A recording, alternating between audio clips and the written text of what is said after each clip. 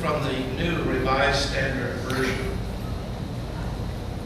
Then God said to Noah and to his sons with him, "As for me, I am establishing my covenant with you and your descendants after you, and with every living creature that is with you, the birds, the domestic animals, and every animal of the earth with you, as many as came out of the ark.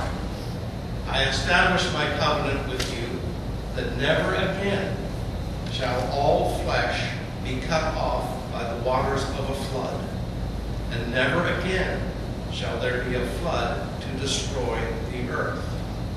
God said, "This is the sign of the covenant that I make between me and you and every living creature that is with you for all future generations.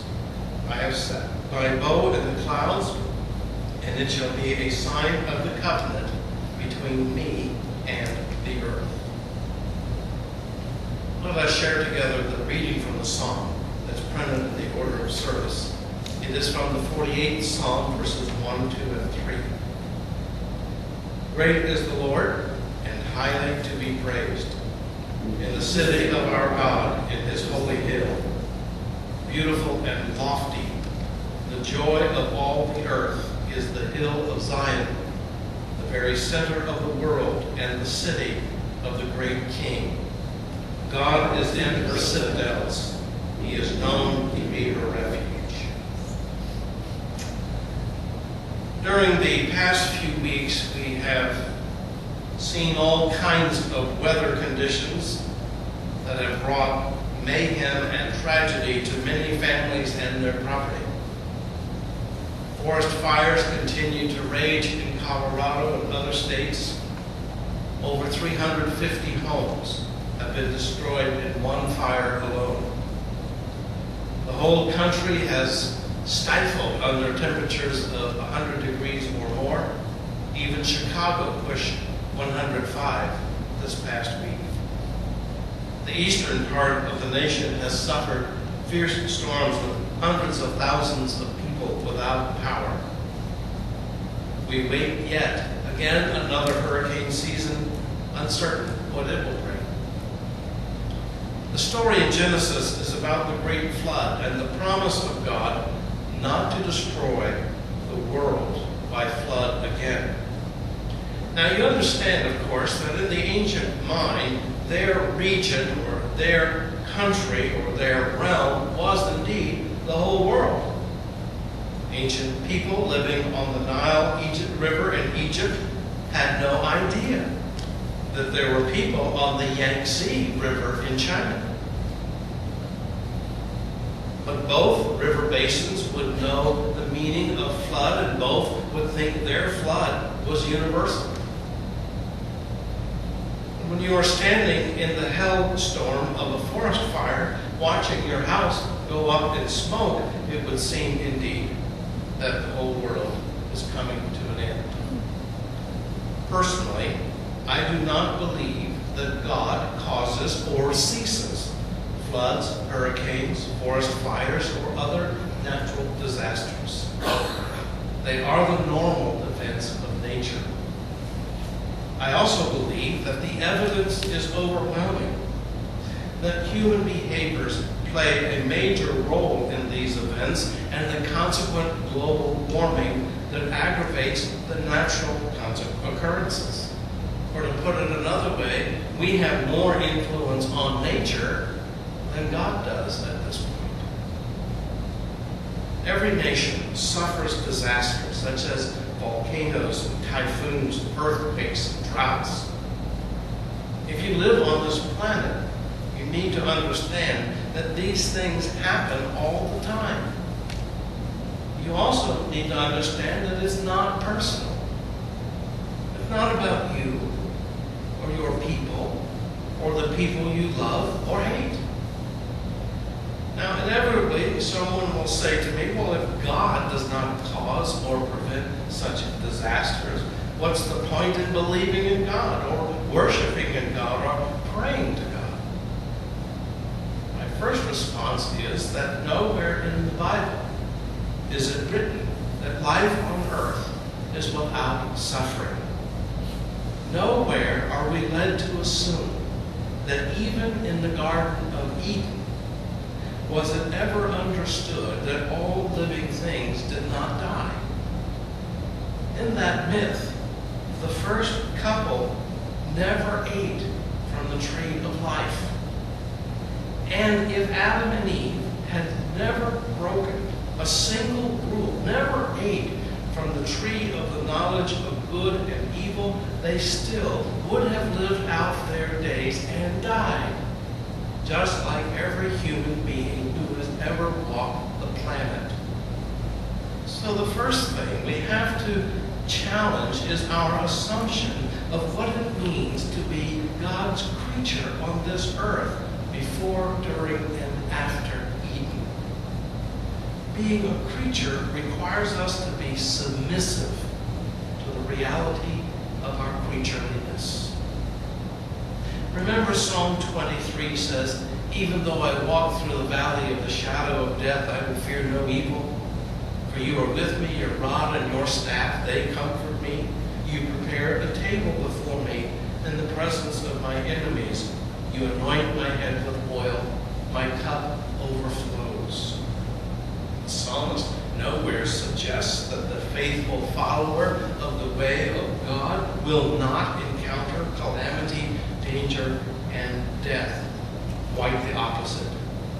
The psalmist is very clear that the most faithful and the most devout will, like every human being, walk through dark valleys, even the valley of death. Enemies lurk everywhere, be they cancer cells, depression, the betrayal of false friends, and even family members. It does not matter what religion you belong to or how faithful you are to it. We all suffer at the hands of adversaries and even assailants. The psalmist wants to remind us that the faithful are vulnerable to hostility. Our trust in God does not remove us from the threat. In fact, our enemies are so prevalent that God sets the banquet table right in the middle of them, right on their home turf, right on their corner. And I wonder if that, in fact, is the only place where God has room to make space, to set the table right in the middle of life's ups and downs, constant challenges and struggles. Think about that.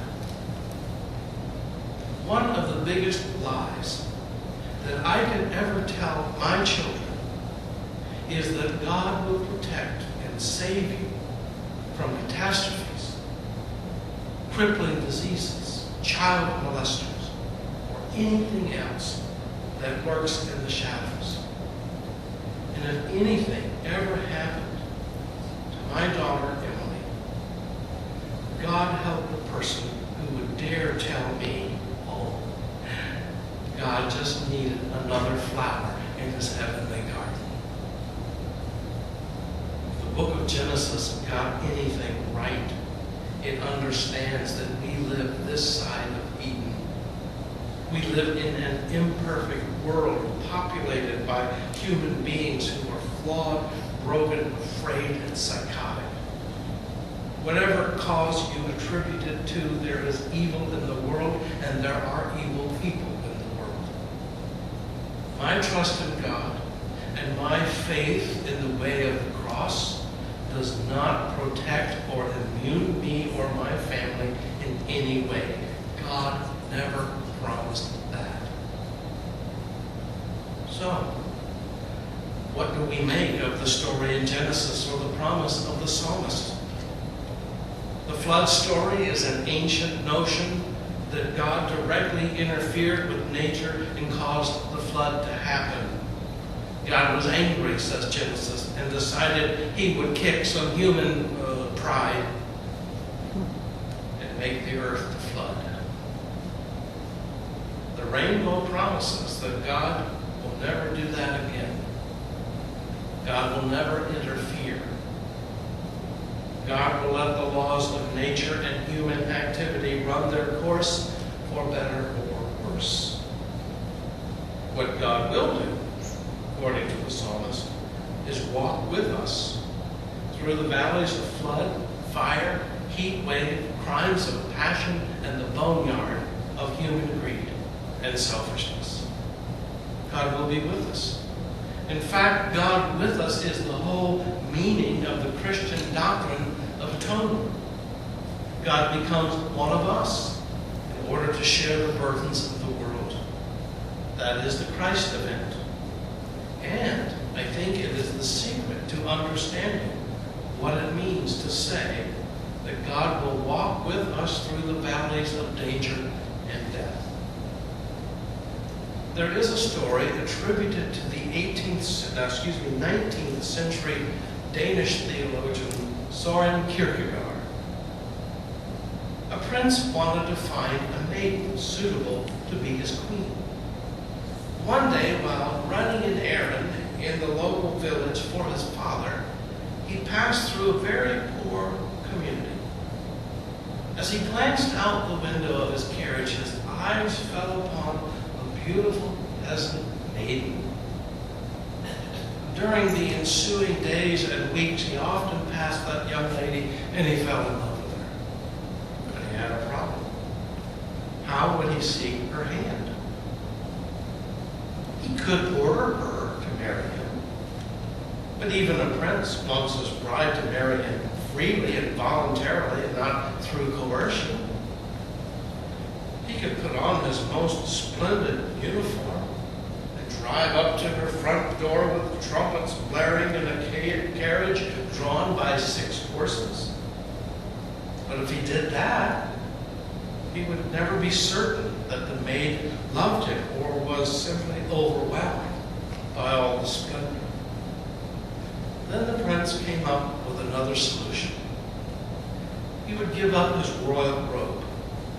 He moved into the village, entering not with a crown or with an entourage, but in the garb of a peasant. He lived among the people, shared their interests and concerns, talked their languages. In time, the maiden grew to love him because of who he was and because he first loved her. God came among us, not in royal power or brilliant majesty. God came among us as the son of a poor carpenter. He was a peasant who befriended just about anyone and everyone who had no status in the world. He told stories about the kingdom of God. He broke bread with hungry people and opened his table to anyone and everyone. He said the kingdom of God was like that. Even in the midst of Roman military and political occupation, brutal poverty, disease, and a religious system that promoted shame and inequality. That is the kind of friend that walks with us through valleys of fear. And that's what I mean when I say God is with us. Just so you know the depth of what I mean, even if it is the valley of death, you will not walk alone. God will love you to the end. God will see you through the end. When you walk with God's love, you will walk with dignity and grace. Now, what does that mean? I think the real challenge for us is to experience the love of God when it walks with us. Is it really enough to say as an article of faith that God is with us? I don't think so. Is it really enough to say that God is with us in the darkest valleys as a matter of doctrine? I don't think so. That all sounds good from Sunday school and from the preacher, but I want to know what really happens in the valley. When does the pedal of God's companionship hit the road of human suffering? Well, I've decided after 64 years that faith is fundamentally an experience, not an idea. The real challenge is for us to peel off the veil of God talk and experience the walk of God.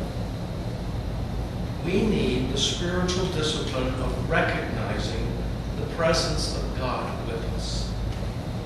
My experience is that God is with us in the world with nature. Almost all of you know that about me. That was not my only experience. And I know that some people don't have that same experience. So today I want to focus on my experience of God in the midst of family and friends and community. What would that look like? Well, let me begin with my friend Marnette. Some of you have met Ron and Marnette. She came over to the house a week or so ago to pick some peaches off the tree. And she and Ron came over for the 4th of July dinner. I spoke ribs and all that. Marnette brought these 2 beautiful peach pies. She made the crust from scratch. She used lard. And it was wonderful.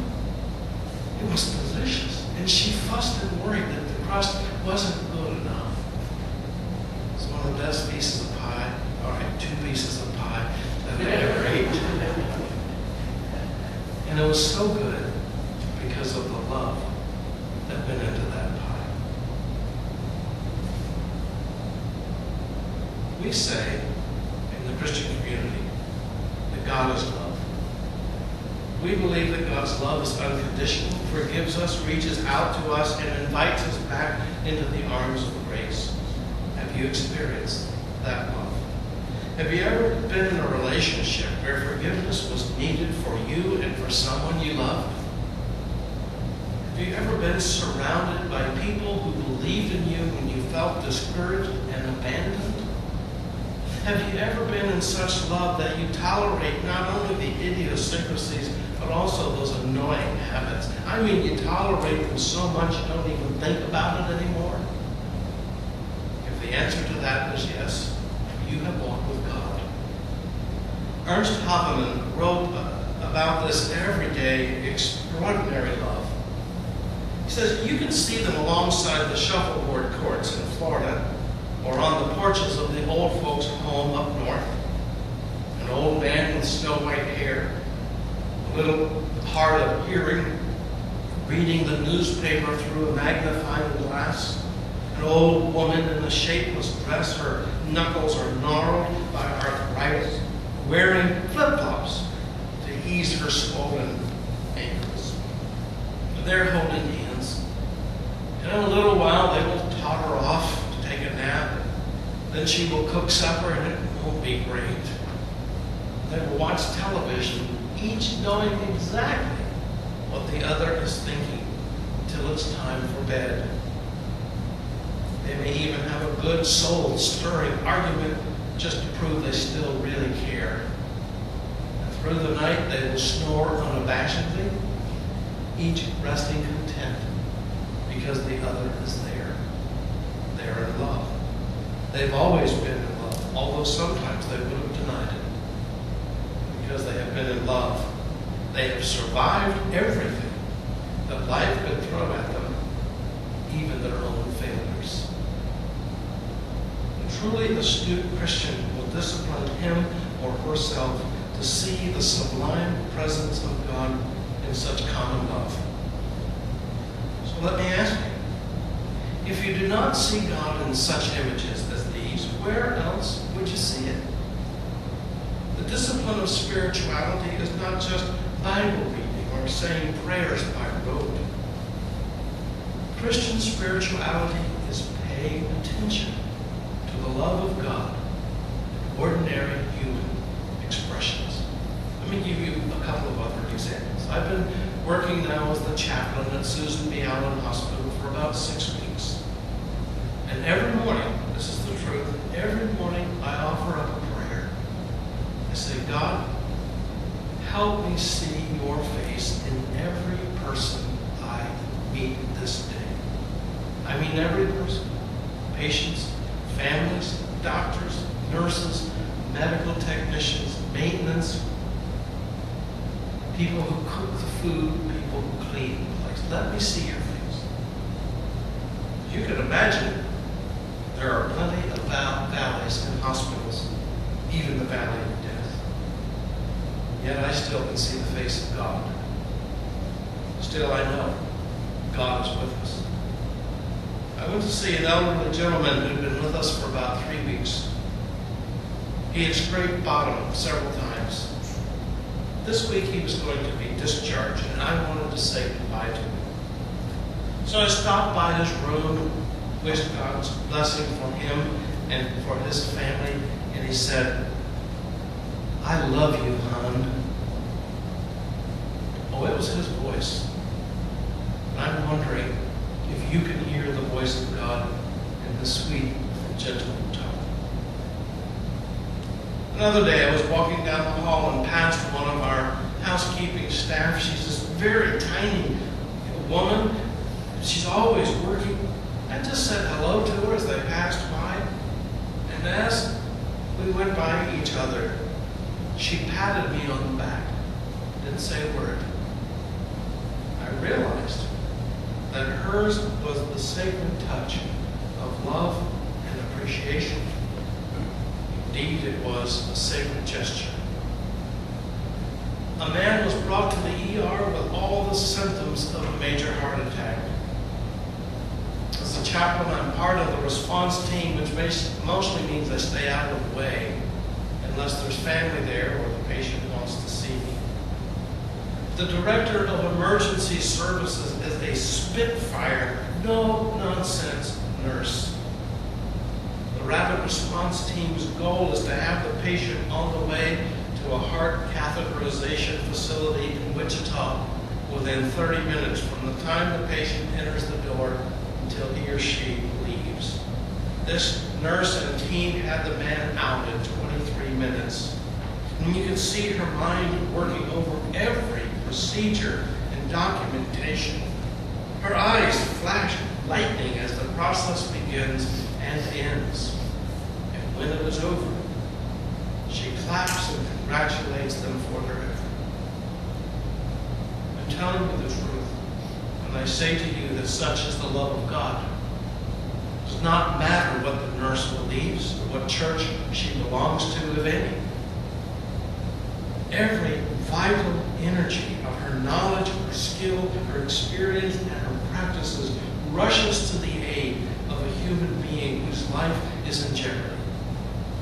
And I don't know about you, but that's the kind of love I want to have around me if I have a heart attack. When you look around this room at these people, it's pretty natural for us to see each other. We've been through some tough times together, some precious moments. We know each other's foibles and flaws. Spiritual discipline requires me to look around and see the face of God in each and every one of you. Spiritual discipline requires me to watch for that word or that movement of grace that we will give to each other. Keep your eyes open to the presence of God in the places and the persons you even least expect it. God will surprise you. Let me tell you a Zen story. There once was a very gifted artist who grew up in a poor and remote village. The village was so far removed that the poor farmers had no way to sell their produce in larger markets. Not only was the roadway virtually impassable, there was no bridge over the river to which they could go to other commercial centers. Well, this fellow grew up, he became an extremely famous artist. He was famous for his portraits. He painted geisha girls, the wives of royalty and rich merchants and all their children. Now, he demanded an extremely large price for his paintings. Oh, people grumbled and complained, but his work was so accomplished they gladly paid the price. His work was so highly revered that every home in Kyoto was thought to be incomplete if it did not have at least some small painting. And of course, as you can imagine, for the prices that he charged, he heard a lot of complaints how expensive he was, and some even called him greedy to his face. This went on for decades. One day, in his tiny village, several engineers arrived. They began to survey the land for a new road and a bridge. After the road was built, the bridge erected, a group of architects arrived, designed a school and a medical center. With these gifts, the farmers could go to market, and in time, the village prospered. Illnesses were treated and the death rate dropped. Children became educated and could advance their own lives out of poverty. No one knew where the money came from. They just assumed it was some kind of government project. What they knew was that now they were prospering, and the drudgery of poverty was slowly lifted from their shoulders. But you know where the money came from. It came from the artist. When the medical clinic and the school were completed, he never painted another picture in his life. You might say, well, that was a mighty decent thing of him to do, and it certainly was. I also see divine movement through the artist's eyes and his hands, a movement that serves his village for generations to come. Such is the presence of God. Such is the promise of God. No matter what end